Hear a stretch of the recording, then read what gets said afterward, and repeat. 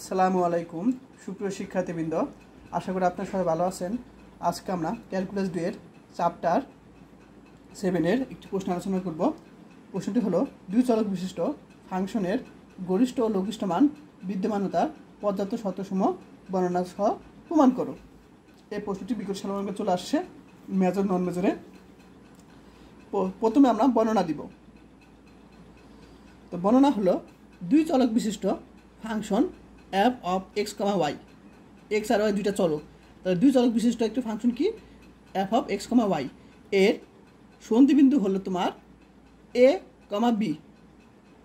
ঠিক আছে, তাহলে এই ফাংশনের দুই চলক বিশিষ্ট একটা ফাংশনের a ও b বিন্দুতে গরিষ্ঠ মান বিদ্যমানতা পর্যাপ্ত শর্ত হলো rt minus s square greater than 0 এবং r less than 0, t less than 0 এবং লঘিষ্ঠ মান বিদ্যমানতার পর্যাপ্ত শর্ত হলো rt minus s square greater than 0। দেখো এই দুইটা কিন্তু সেম থাকবে এবং r greater than 0, t greater than 0 হবে, যেখানে r এর মান হলো del square f divided by del x square, t equal to del square f divided by del y square, t equal to del square f del x by del y। এটা তোমার বর্ণনা। তো আমাদের এইটা কি দেখাতে হবে যে গরিষ্ঠ মান বিদ্যমানতার কি পর্যাপ্ত শর্ত এবং লঘিষ্ঠ মান বিদ্যমানতার পর্যাপ্ত শর্ত আমাদের দেখাতে হবে। তো আমি এখন প্রমাণে চলে যাব। প্রমাণ, মনে করি f of x, y ফাংশনের সন্ধিবিন্দু হলো a, b।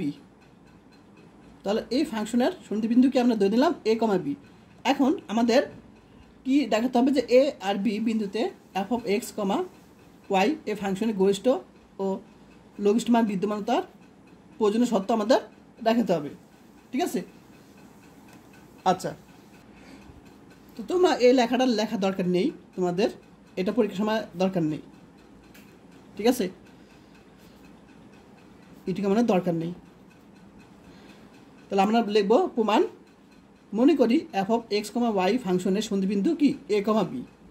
এখন আমরা জানি, এটুকু লেখা দরকার নাই, আমরা জানি যে চ্যাপ্টার কি 6-এ পড়ে আসছে যে দুই চলকের টেলর দ্বারা, দুই চলকের টেলর দ্বারাটা কি ছিল f of a plus h, b plus k equal to f of a, b plus h divide by del x plus k del by del y। এই যে তোমার এই ফাংশনটা কোন বিন্দুতে হয়েছিল? সন্ধি বিন্দুতে a, b বিন্দুতে। তাহলে আমরা এভাবে লিখে দেবো a, b বিন্দুতে প্লাস 1/2 ফ্যাক্টরিয়াল এটার উপর হোল স্কয়ার হবে। এখন এটার উপর যদি হোল স্কয়ার দিই, a plus b whole square সূত্র কি a square plus 2b plus b square. তো এখানে যে অ্যাপটা, এই যেখানে দেখো f of x, y এটাকে সংক্ষেপে লিখতে পারি অ্যাপ। তাহলে এই ফাংশনটা কোন বিন্দুতে হয়েছে? তোমার a, b বিন্দুতে। প্লাস ডট ডট এরকমভাবে চলতে থাকবে। তাহলে বুঝতে পারছো, এটা তোমার দুই চলক টেলর দ্বারা। তাহলে দুই চলক টেলর দ্বারাটা অবশ্যই চ্যাপ্টার 6-এর থেকে দেখে নিবে যে f of x, a, b plus h divide by del x plus k divide by del y, এটা তোমার a, b বিন্দুতে এবং 1/2 ফ্যাক্টরিয়াল এটাকে বর্গ করব। এটাকে বর্গ করলে a plus b whole square সূত্রে আমরা এটা পাবো কোন বিন্দুতে? a, b বিন্দুতে। প্লাস ডট চলতে থাকবে। এটা এক নম্বর সমীকরণ দিলাম। এখন a, b বিন্দুতে f of x, y ফাংশনের গরিষ্ঠ বা লঘিষ্ঠ মান বিদ্যমানতার শর্ত আমরা কি পেয়েছিলাম যে del f by del x equal to del f by del y equal to 0। দেখো, তাহলে আমরা যেহেতু দুইটা চলক নিয়ে কাজ করতেছি, তাহলে আমরা দেখো del f by del x, del f by del y এটা কি 0, এটা কি তোমার বিদ্যমানতার প্রয়োজনীয় শর্ত। তাহলে a, b বিন্দুতে f of x ফাংশনের লঘিষ্ঠ বা গরিষ্ঠ বিদ্যমানতার প্রয়োজনীয় শর্ত কি এটা। এখন আমরা যে del f by del x, del f by del y এটা মান তো 0, সে এখানে বসাবো। এখানে যদি 0 বসাই বাদ, এখানে যদি 0 বসাই বাদ, তাহলে আমাদের f of a, b এটুক থাকবে। দেখো এটুক বসাই দিলাম। সবাই বুঝতে পারছো? Del square f by del y square, অর্থাৎ আমাদের এটুক হয়ে যাবে 0 হয়ে যাবে। এই যে এইটুকু মান তো এখানে যে 0 বসিয়ে দিলে এইটুক হয়ে যাবে 0, তাহলে এইটুক আর এইটুক আমাদের থাকবে, বুঝতে পারছো, প্লাস ডটটা চলে থাকবে। এখন আমরা এই যে অংশটা আসে সেটা এপাশে নিয়ে যাব, plus F of A comma B, এটা এপাশে নিয়ে আসলে কি মাইনাস হয়ে যাবে, মাইনাস, আর কিছু না, এটা জাস্ট তাই, এটুকু কাজ করেছি শুধু।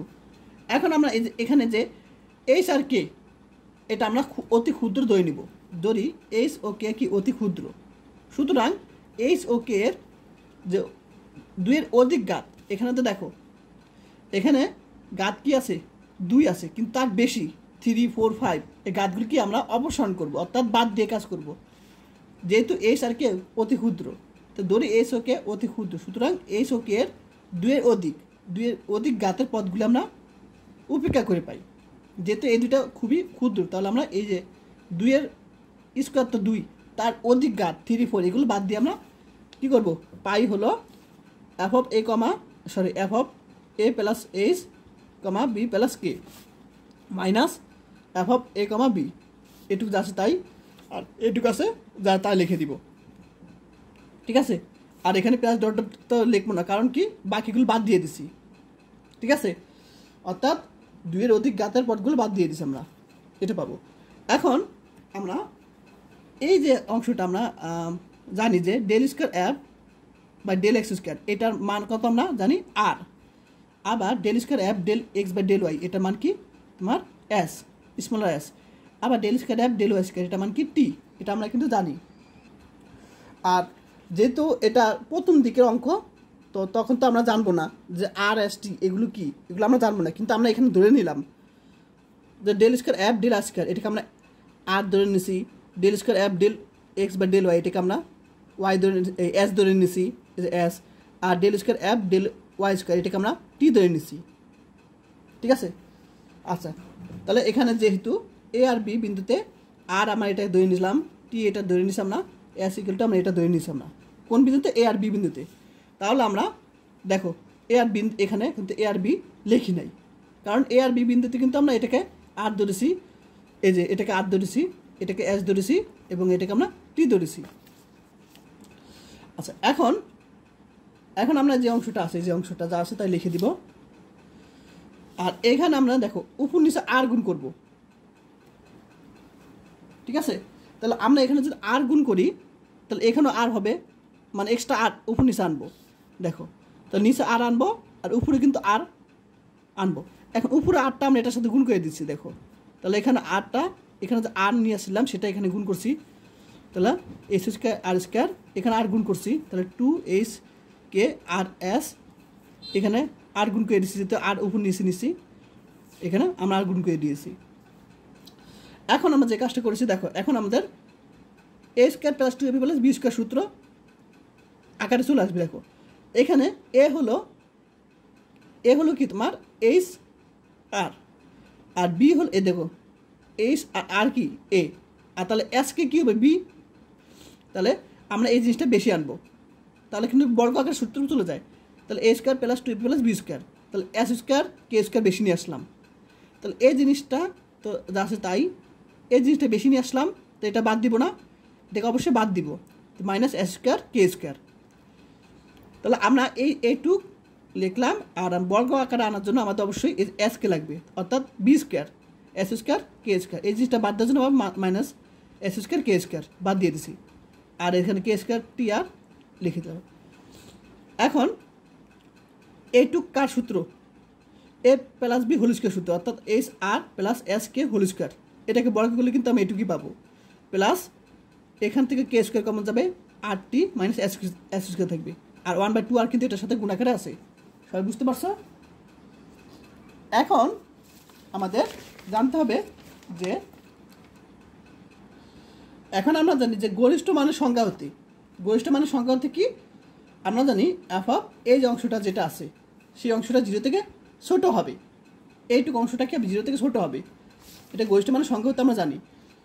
তাহলে আমরা এইটুকু যে মান, সেই মানটা এখানে বসিয়ে দিলাম, দেখো এইটুকুর মান কি পেয়েছি আমরা, এইটুক, সেটা আমরা এখানে বসিয়ে দিলাম।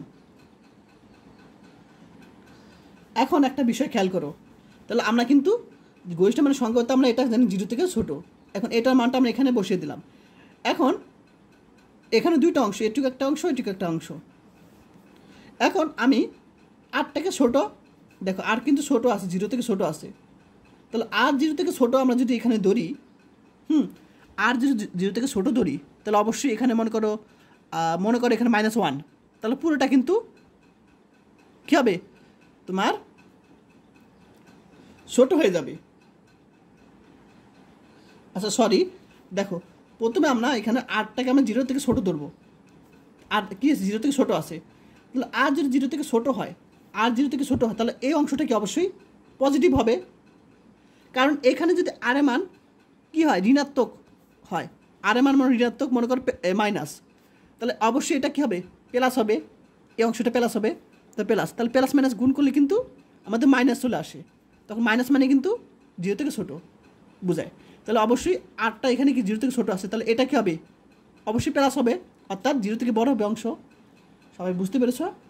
তাহলে আরটা এখানে 0 থেকে ছোটো আছে, তাহলে অবশ্যই যেহেতু এটা 0 থেকে ছোটো ধরছি ঋণাত্মক মান, তাহলে এটা ঋণাত্মক মান হলে অবশ্যই এটা কী হবে পজিটিভ হবে, তাহলে প্লাস মাইনাস কিন্তু মাইনাস হয়ে যায়, এটা কিন্তু তখন ঋণাত্মক হতে পারবে না, কারণ ঋণাত্মকে প্লাস হয়ে যায়, কিন্তু আমাদের বলছি ঋণাত্মকে হবে 0 থেকে ছোটো হবে।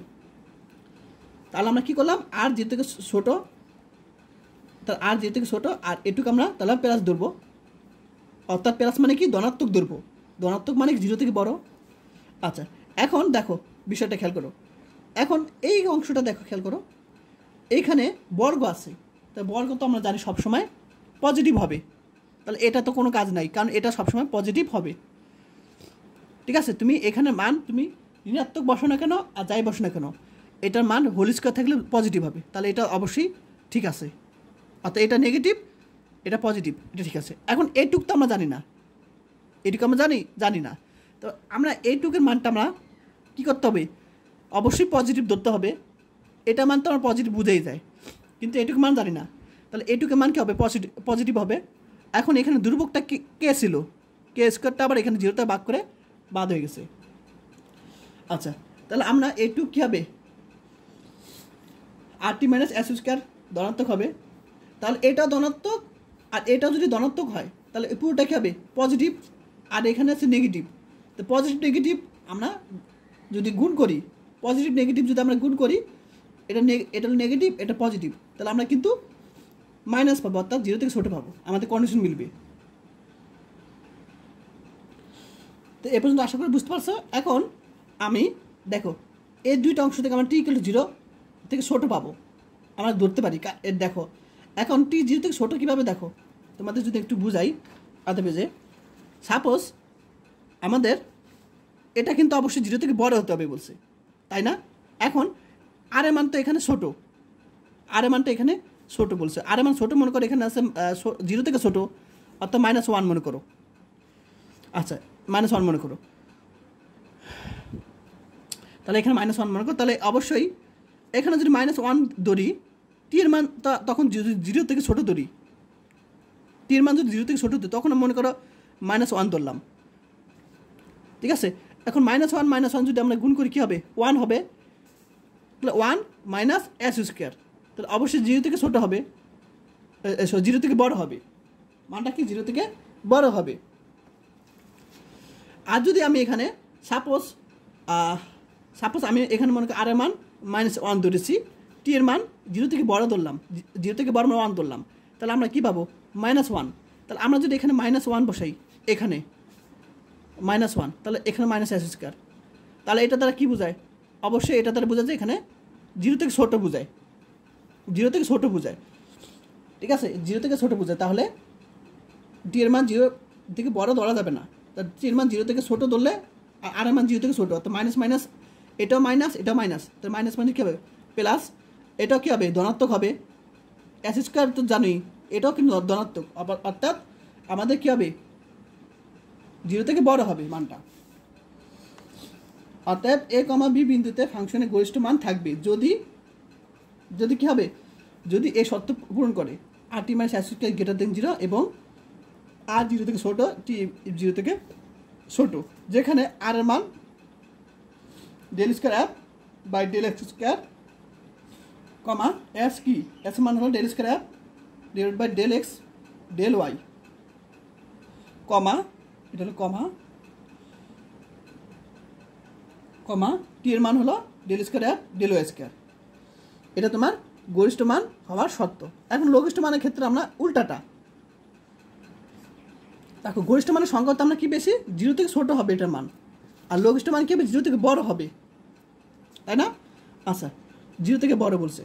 এখন এটা যদি 0 থেকে বড় হয়,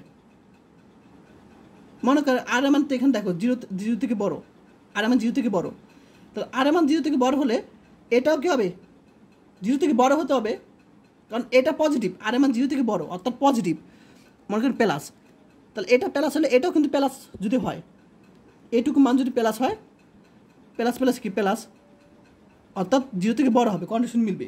তাহলে আর এর মান কিন্তু এখান থেকে পাই আমরা 0 থেকে বড়, তাহলে এটুকু মান কি হবে অবশ্যই পজিটিভ হবে, 0 থেকে বড় হবে প্লাস হবে। এটা হলো আর এর মান, আর এটুক আমরা পজিটিভ হলে এটুকের মান, এটুকু মান পজিটিভ হলে কিন্তু কী হবে প্লাস হবে, অর্থাৎ এই পুরোটা কী হবে মিলে পজিটিভ হবে।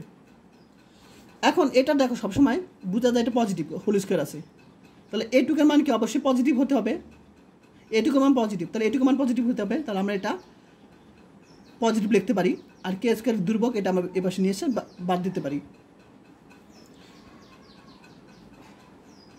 অথবা তুমি এটা খেয়াল করো,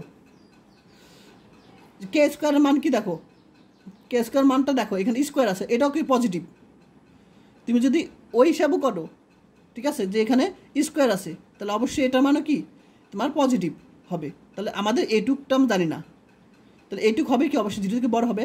তাহলে আমরা দেখো, তাহলে আর এর মান যদি 0 থেকে বড় হয় এবং টি এর মান যদি 0 থেকে বড় হয়, তাহলে এই পুরোটা কি হবে 0 থেকে বড় হবে।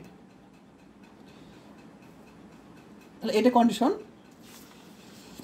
তাহলে আমরা শেষে লিখে দিব। তাহলে আমাদের গরিষ্ঠ মান হওয়ার শর্ত কি, এই যে আর টি মান 0 থেকে বড় হবে, আর এর মান 0 থেকে বড় হবে, টি এর মান 0 থেকে বড় হবে লিখে দিব। অর্থাৎ এই বিন্দুতে ফাংশনের লঘিষ্ঠ মান থাকবে যদি এই তিনটা শর্ত পূরণ করে, যেখানে আর এস টির মান এটা সমাধান। তো বুঝতে পারছেন, সবাই অবশ্যই কমেন্ট করে জানাও। আর যারা এখন ইউটিউব চ্যানেলটি সাবস্ক্রাইব করেনি আমার, অবশ্যই করে দিও।